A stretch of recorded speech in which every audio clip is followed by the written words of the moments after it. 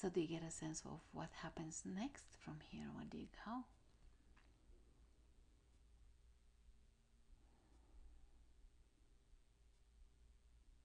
I'm going back onto the cloud. Mm-hmm. I'm going to Egypt. Oh. Tell me more about that.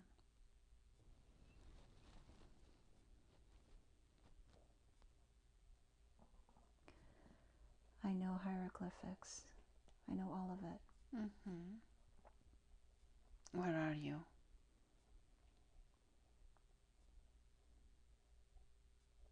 Near Cairo. Mm-hmm. I'm a woman. How does it look around you? You're doing so well.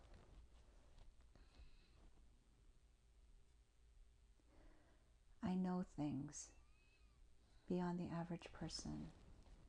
Teacher is not the right word. I know things. Mm-hmm.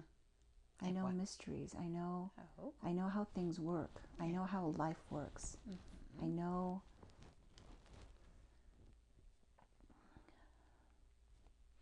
But what is it that I know? So you feel like you have a lot of knowledge. Yes. Mm-hmm. And wisdom. Yes. Mm-hmm. But where are you right now? What's around you? I'm actually inside a pyramid. Oh. Well, describe. I'm in a chamber. Yes. Like a room. Yes. This is where healing happens. Mm-hmm. So there are a lot of chambers. There are a lot of rooms. Mm-hmm. The one that I'm in is a healing chamber. Sound is used. Mm-hmm. Singing is used.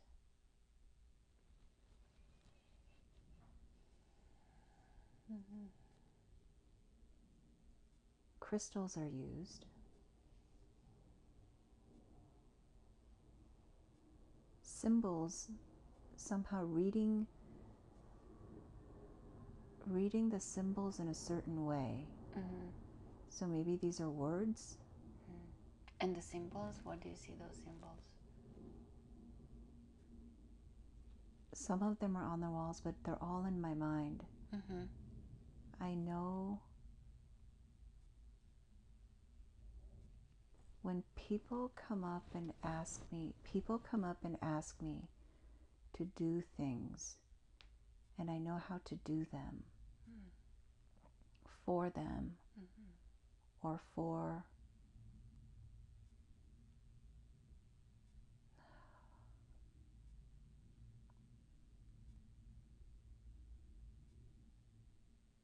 You know. I'm touching the walls, the hieroglyphics. Mm-hmm. I'm carving it. I'm the one carving it. Mm. How are you carving it? With what looks like a knife, except it's not sharp. Mm-hmm. It's kind of like a V-shaped object. Mm-hmm. And I don't have to use a lot of pressure because I know how to work with the material. Mm-hmm. So it doesn't tire me out. Mm. It's almost as if I can like move the tool with my mind. Mm-hmm. The material also works with me. Mm-hmm. It's as if we all work together to create it. It's not just manual effort that I'm putting in. Mm-hmm. So it's a joint effort. Yes, by the tool, by the material, and me. Mm-hmm. We're doing this together because I'm asking them to. Mm. And the wall, what kind of a feeling or what's it made of? It's not clay, but it's not hard as a stone, like, like a hard chiseled, like marble stone. Yes. And it should be a lot harder for me to make these indentations, but it's not. Mm-hmm. So you're making the carvings on the wall. Yes. What's the benefit of those carvings, you think? It's to teach. It's to teach others. Mm-hmm. It's to leave messages for the future. Oh. Where do you get the messages from? I get it from heaven. I get it from God. Mm-hmm. I'm not the only one. There are others who do what I do. Mm-hmm. In your town, or that you heard of? I live there. Mm-hmm. I live in the pyramid. Mm-hmm. Mm-hmm. Is that what you sleep also inside? Yes. Mm-hmm. There are energies, there are points within the temple. Mm-hmm. There are points within the pyramids that have certain energies for certain things. And I work in, some of us are specialized in certain areas, and I work in the area that has to do with knowledge and spirituality. Mm-hmm.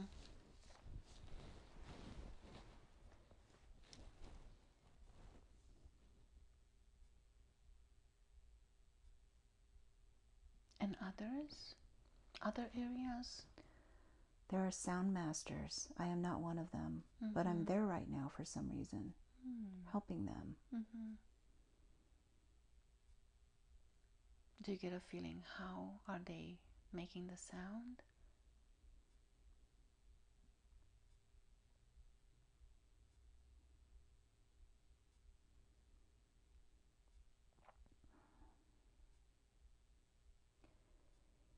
Yes.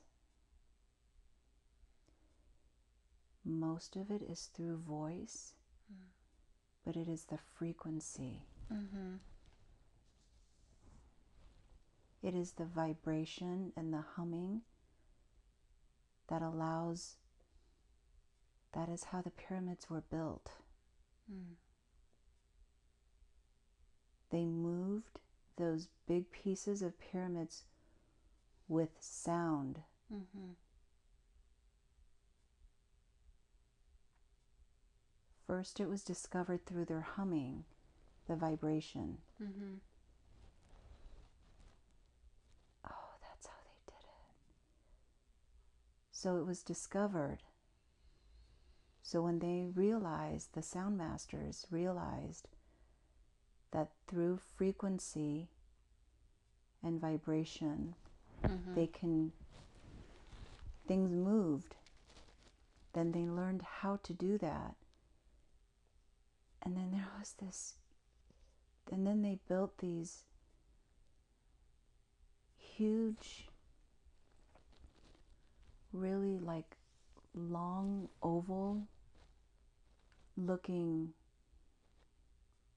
some type of metal, maybe it's bronze.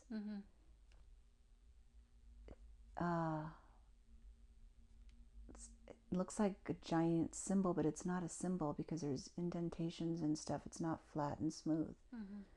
But it's through the use of these instruments that they were able to literally move huge, huge chunks of rocks. And this is how the pyramids were built. Manual labor didn't go into building these pyramids. It was through sound. And the sound was coming from the rods, you say? Yes, there's a thing that is in the middle. It's not like a symbol. There's like a thing that goes from the bottom to the top, like a rod, like a pole, and then there's something on both sides. So it looks like a symbol that's broken up, and it's really big. But then I'm inside helping the sound masters with their carvings. That's amazing. How are you helping them? They just tell me what to do, and I know some, and I wanted to help. They didn't need my help, and I'm just there, and we all get along really well. It's beautiful. It's just, it just is. It's just, it's like I just felt like helping them, and I was there helping them. Very good. So you're inside the pyramid. Apparently this is where you live. You're helping the sound masters to move blocks of stones right now, or what's happening now? No, I'm not doing it. They're doing it. I'm only carving. Yeah, I'm not doing. I don't know how to. I don't know. Do I know how? I know how, but I'm not as good as they are, so I'm just carving. You're carving, and they're using the sound to lift and move stones around. And I'm carving because I'm a writer. That's my skill. So I'm just lending them a hand. Very good. Anything else happening here?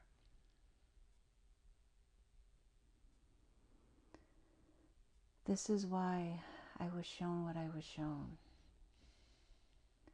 This is why I went to this time. When the walls moved back in this current life, and the hieroglyphics came forward, and then for what seemed like a full minute, all the hieroglyphics literally just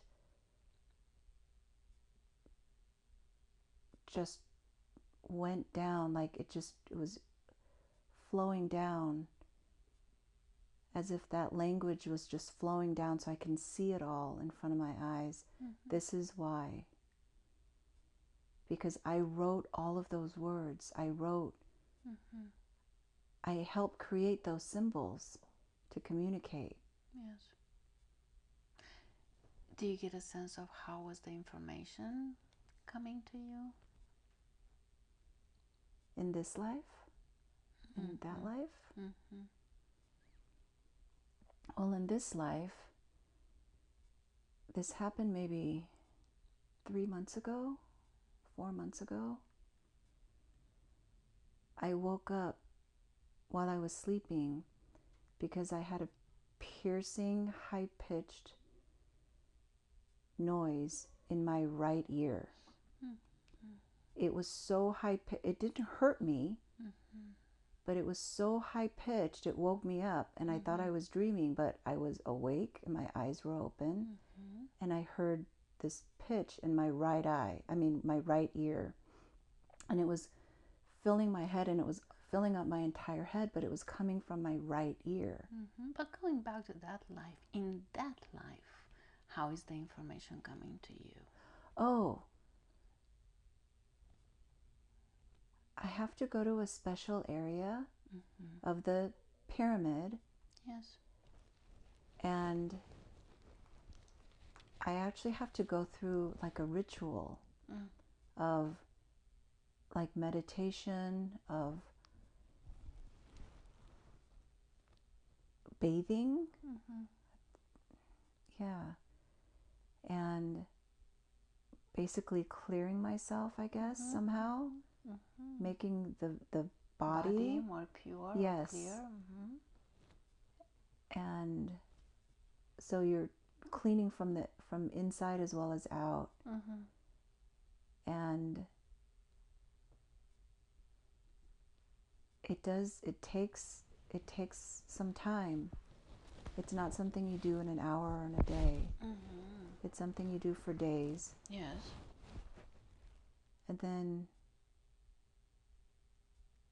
there's some light that comes. There's a light that comes through a hole.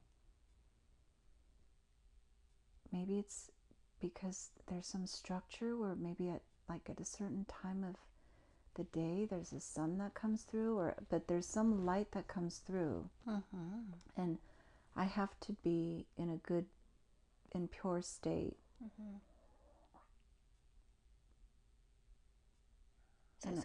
Yes. I'm not the only one, but it's not many that do this. There's only a handful of us. And you have to do it often to purify the body and to align with that sun ray or energy? It's not often. It's maybe twice a year. That's the ritual part, but then that's what enables the knowledge to be received. It isn't given to you all at once, but that's what you have to go through. Yes. And when the knowledge is being received, how is that like for you?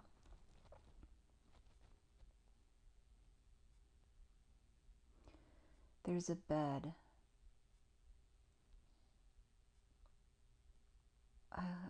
I see a bed, and it looks like, I was going to say clear plastic, but I don't think it's plastic.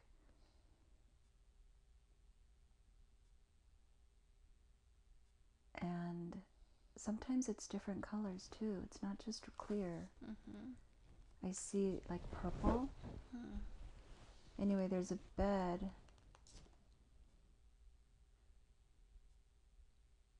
and is literally put right into your mind, this information. So you have to lie down on that bed? Yes. After you purify yourself? Yes. So this but is it's almost like this is where I sleep. And there's different colors of these beds. And this is not only where I sleep, but the few people that do this. This is where we sleep. And we take turns. It's not like every day, but there's a schedule in terms of which bed we lay in. How do you think the beds are different from each other? Well, the colors are different. Okay. So, and I think the colors represent different types of knowledge, different types of information, different types of, different energies, different healings. But it's knowledge-based. Our forte, our craft, it's not healing, it's knowledge. And then as you're receiving the knowledge, what do you do with it?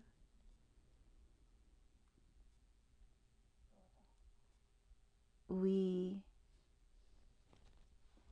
have to talk amongst ourselves because we each get different bits of information. And we put it all together.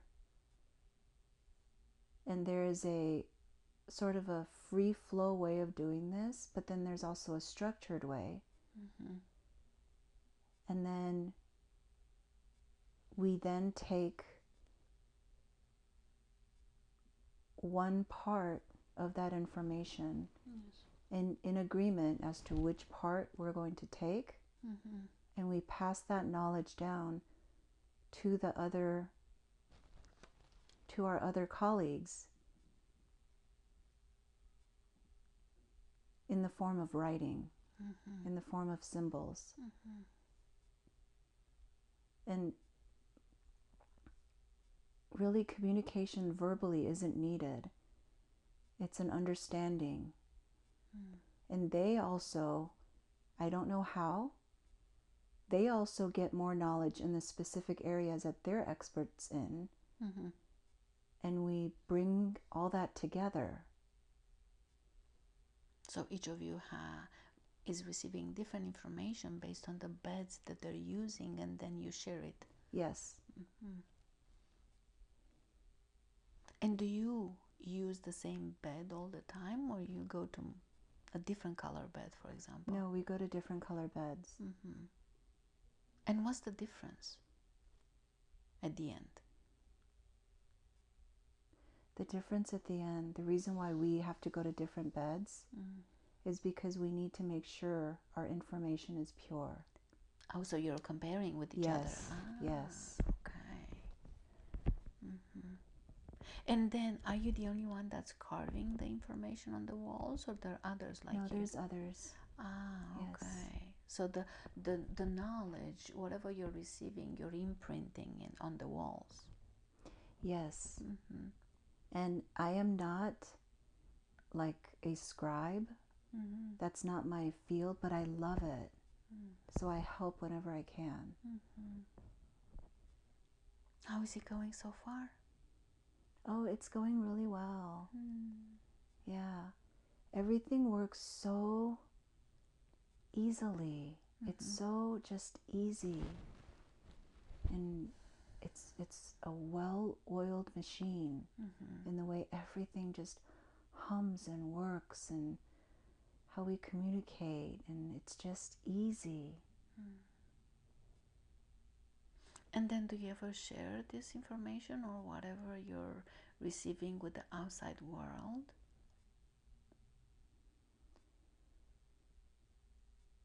Yes, but I don't. In this life I don't, but others do. And how do they go about that?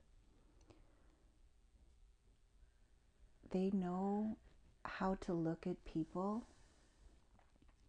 They know how to look at each individual. And they know if they are ready and what they're ready for. And they help select those that are ready. And they teach them. It's like a mini school, but not like in a school setting, you know, like they don't, yeah.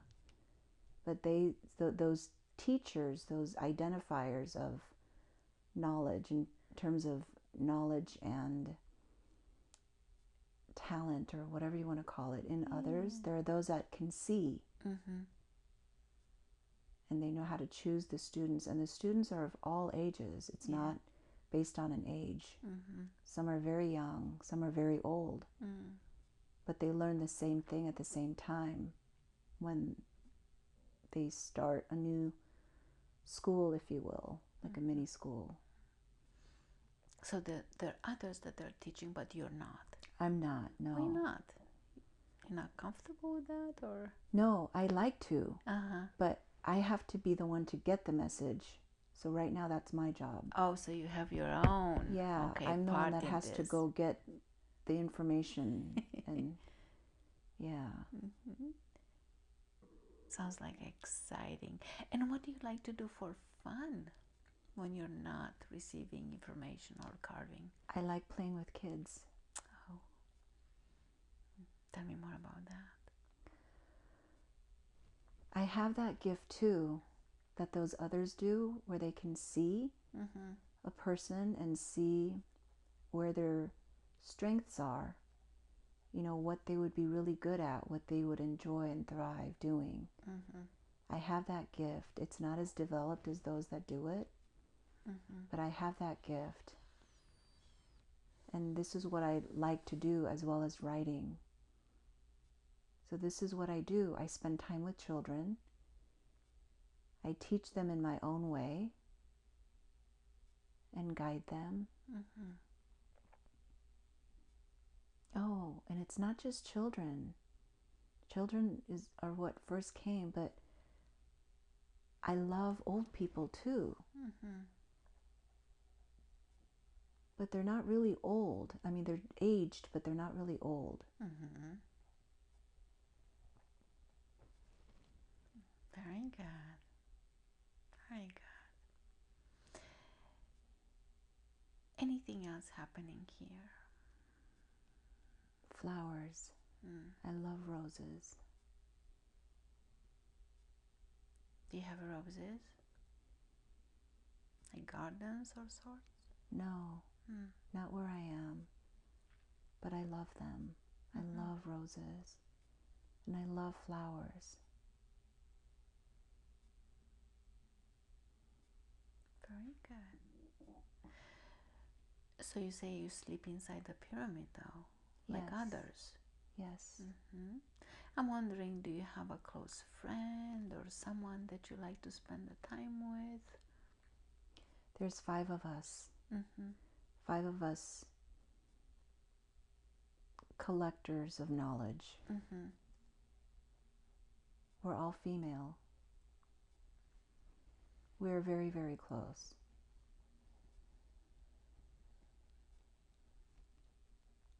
Do you like to spend time together? Mm-hmm. And how's that like?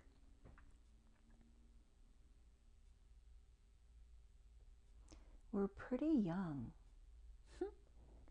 We're like in our early 20s, I want to say, from a physical, perspective. And we talk about some guys that are cute. We have crushes on some of them, So you get to spend girls' time, Yes, as they say. yes. Do you ever go outside? We do sometimes. There aren't like strict rules or anything, but we tend to do our work inside, and we tend to, we each have our own thing outside of collecting the knowledge. Yes. And verifying and, passing it on. That's our main job, but we each have our own things that we like to do outside of our jobs. And our hobbies are other people's jobs. So I like to write, so I help the scribers scribe into the walls. And I love working with children, especially, but also people in just teaching. And you're teaching them just what we would call supernatural things. Yes. But it's not supernatural, it is natural. It's the norm. But this is what we teach them. And I love that too. So I help. So my hobbies are really other people's jobs. And my knowledge Friends, collectors, yeah. they do the same. Oh, so they have their own things. And there's this one buff guy that keeps coming into the picture, and I think one of my friends has a really big crush on him. That's exciting. Very good. But you don't go out as much, you say? No, no. Wouldn't be too safe, or? No, it's not that. It's just, I think we feel the most comfortable in our own space. Outside of it, it's not as comfortable. So, yeah. Very good, very good. Let's do this. Let's close that scene now. Drift and float away. And now we have moved to the very last day of this lifetime in the pyramids. You are now at your very last day. And tell me where you are. It's a calamity. What's happening? There's something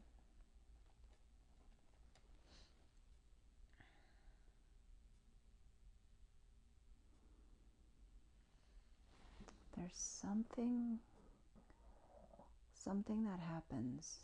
It is not. It is an unnatural death. And it's affecting the whole place, or Yes. just yourself? No. Oh. I can't say all, but many of us. It's a huge devastation, sounds like. It's not physical devastation. Oh. It's energetic somehow. Oh. How do you spiritual. think that came into place? What happened?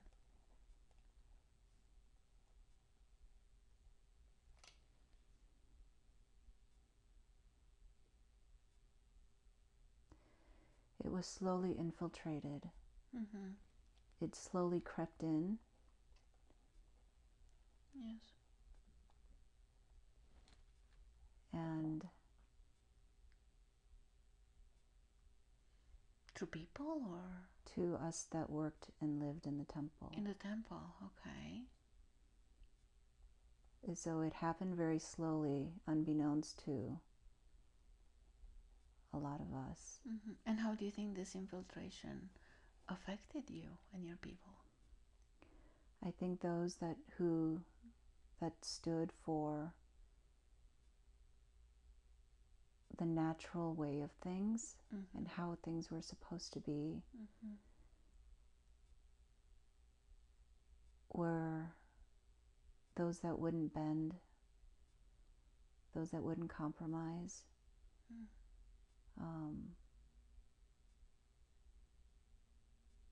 You literally were just, you were, it's as if you were zapped and you were gone. It was very sudden. It was very unexpected. There was a little bit of not anticipation, but a little knowing of what would happen.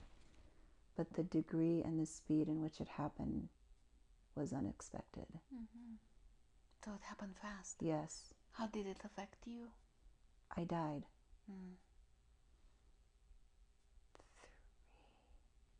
3 out of the 5 of us died.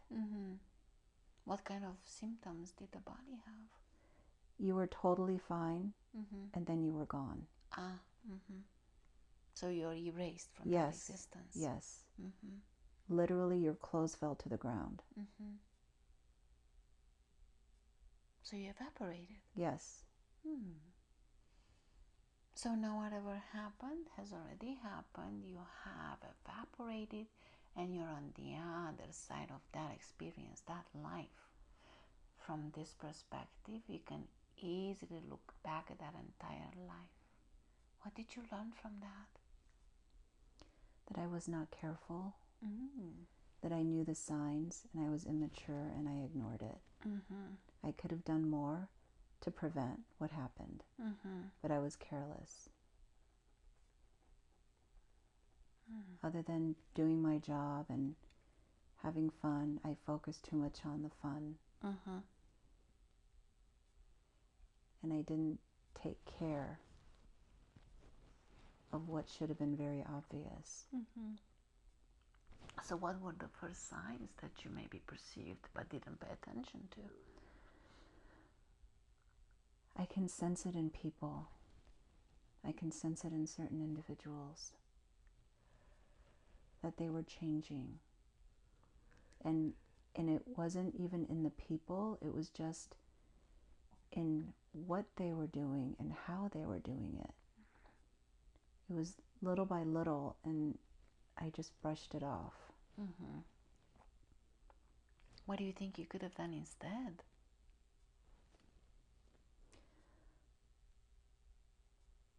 Lovingly bring it up. I don't know that the outcome would have been any different. But I didn't take responsibility. Where do you think this infiltration, this energy came from? What caused it to happen? It's very, very old, whatever this is. Older than me at the time.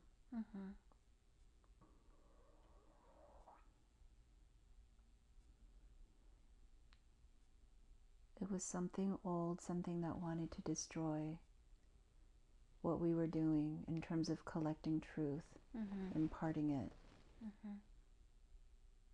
inscribing it, all of those things, healing people, teaching people how to heal, how to do all these things. It wanted all that stopped. And it did it a little bit through infiltration, but it was really like just very fast. It didn't even have time to infiltrate too much. So it changed the people's minds in a way, sounds like, or the way that they were perceiving or doing things. Some. I think it would have, if it would have kept at the pace that they were going, it would not have been successful, because too many of us would have not just kept brushing it off. But there was a little bit of it, and then it was instant. Very good. So now that you're out of that body, what happened to that place for the years to come?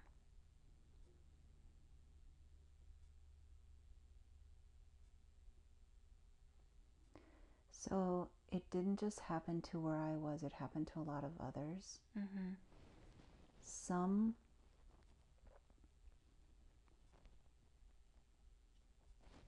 of the information remained.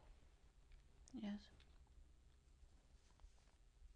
Some of the rooms that had the special connections still remain.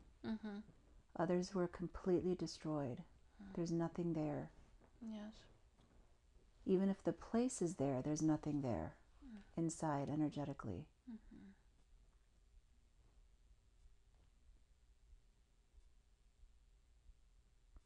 But the remains are there. And it happened all at once. It happened very quickly.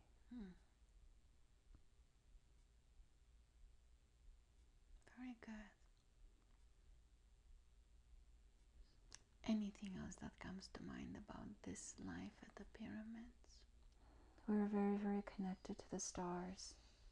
We were very, very connected to the world beyond. We knew where we came from. And it's very sad that this happened. And the peoples were lost after. The information and the teachings were lost after. So they lost the way in a way because the knowledge was not there anymore. Very good. Races, but because her bloodline does or did. And that has to be cleared. Okay. We are coming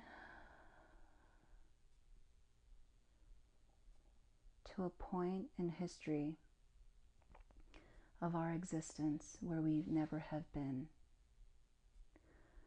Clearing of bloodline traumas and mistakes and curses must happen in all of us, in all the different forms that we are, to move to the next evolution of where we all need to go. Not clearing it holds everyone in the bloodline back that's tied to this particular thing. So it needs to be cleared for that reason, not just in this family, but in other families and other traits and other misdeeds and things that have been passed on generationally.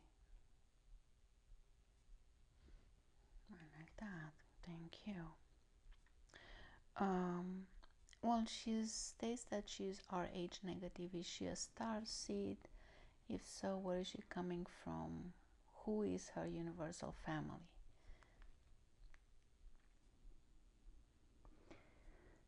Yes, she is a starseed. She is royalty.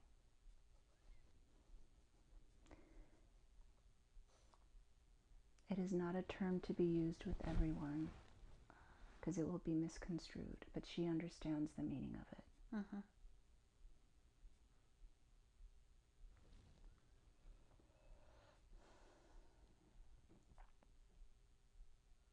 So the family, who is her family? Lyrian is the first thing that comes to mind, but there's something else. I'm trying to figure out what the something else is.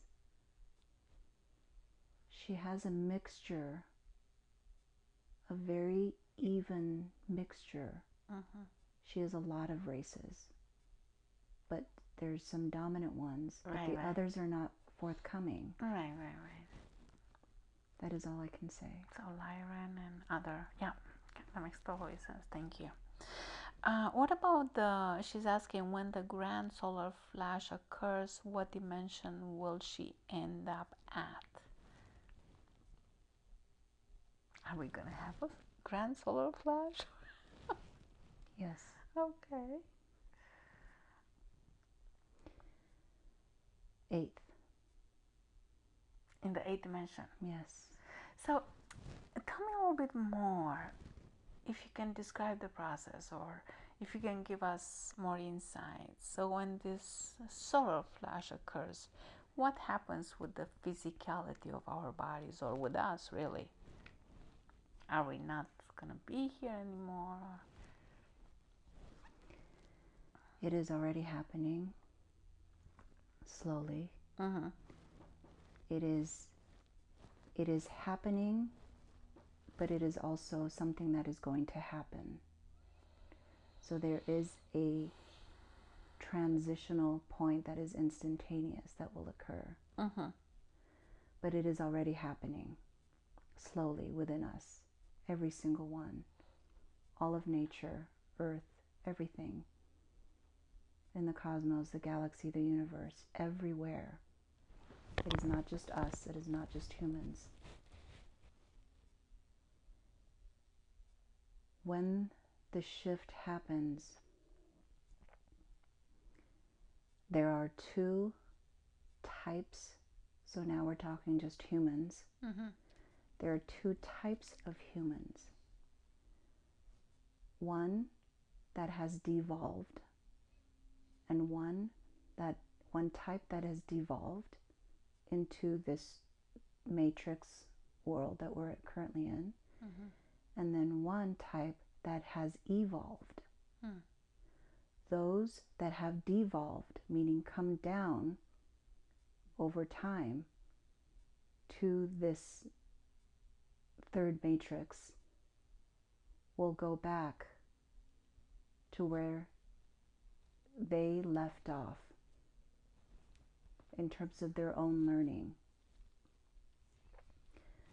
Those that are evolving started, as the word indicates, at the very base, 1st dimensional, 2nd dimensional, all with energy signatures, all with life, but in different forms. And at the 3rd dimensional level, when the shift happens, the shift of times happens, they will shift into where they have spiritually or conscientiously raised their vibration to. Everything is about vibration and frequency. So it is where they have evolved to, that is where they will end up. But the young souls that are evolving upwards will not make a great leap because they are evolving upwards. So those souls will be in the 4th dimension. And each dimension has an array. So there's lower and there's high. And wherever those souls go, that's where they will be. Those that have devolved down, Dimension. in the 8th dimension, she will not have a physical form. There is no matter. However, you can choose it. You can choose, you can change your vibrational level to have any form you wish to. So when the shift happens and she is in the 8th dimension,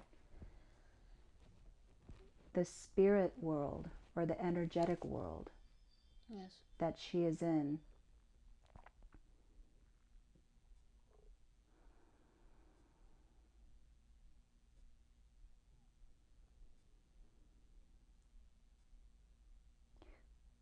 will still be part of Earth. Earth has different existences. So there is an Earth that belongs in the first category, or what's called a harmonic universe, which is dimensions 1, 2, and 3. The second Earth that currently coexists is in the 4th, 5th, and 6th dimension. And she is Gaia. I'm sorry, she is Terra. Then there is a third Earth, going from the bottom up, if you will. And each of these Earths and each of her inhabitants vibrate at a certain level. All of these Earths coexist here and now. And when she shifts, as we all shift to wherever we are meant to be, who we truly are, we have the ability to come visit others. This is her biggest concern, so I am addressing it. She is afraid of leaving her family behind. So when her family shifts into whatever vibrational frequency they belong, if one of her family members or those that she loves is not in the same frequency level where she is, meaning lower, she can control her frequency and vibration instantaneously and visit them. They will not have fear. There will be no sense of loss. It is something that cannot be understood in this current matrix, because when we lose someone and they're not in our lives, we consider that a loss, and there is sadness involved. And that may be the case for those that are still in the very low 4th dimension, but that is not the case generally speaking, because it is understood, it is a knowing. So there is no worry for her. She doesn't have to hang on, because she has even requested at some point to stay at the same frequency level as the rest of her family. This just is not how it works.